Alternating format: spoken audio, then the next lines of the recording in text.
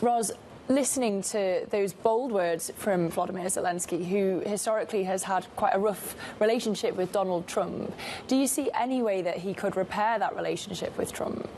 Well, as you say, they've had a pretty fraught history. Donald Trump has accused Volodymyr Zelenskiy of corruption over the years. He's been quite contemptuous of the handling of the war, very clear that he doesn't want to continue to support the war from the US side with weapons, with financial aid. But Donald Trump is also, in the end, a businessman. He's quite pragmatic. And so you can see from the conversation yesterday in the interview that Zelensky recognises that, and that there is quite a high prospect that Donald Trump is going to be in the White House come January next year, and that if the war is still going, and all it seems to be that it will still be going, that he's going to have to continue to deal with the US president. And so he's got to find some kind of level of conversation with Donald Trump on that. But again, Donald Trump does what is best for Donald Trump.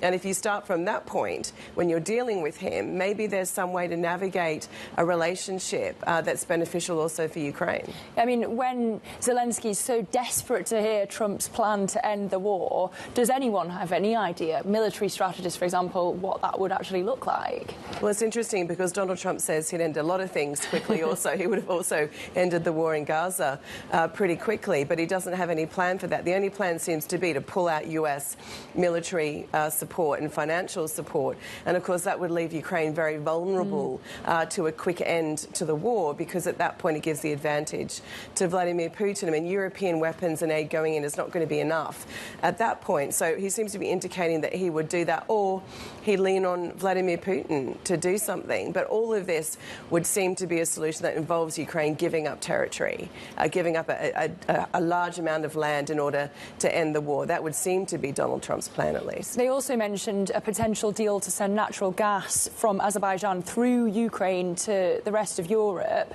I mean, how much would that help the Ukrainian economy and the war effort? And it feels like a chicken and egg situation, doesn't it? Because you have to have the contracts to get the investment, to get the contracts.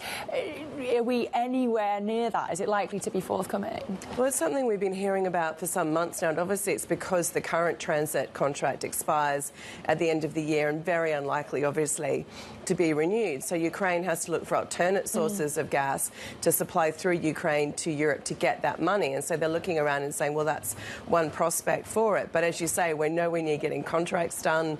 It's only 6 months until the end of the year. But there does seem to be a little momentum, at least, towards it, to at least having a conversation around it. But would that fully replace the gas that's now transiting through Ukraine into Europe? Unlikely, as you say. So it would be maybe a partial replacement, but it's unlikely to be in full. And where Zelensky's denying that Kyiv's losing the war with Russia, does that stack up at all?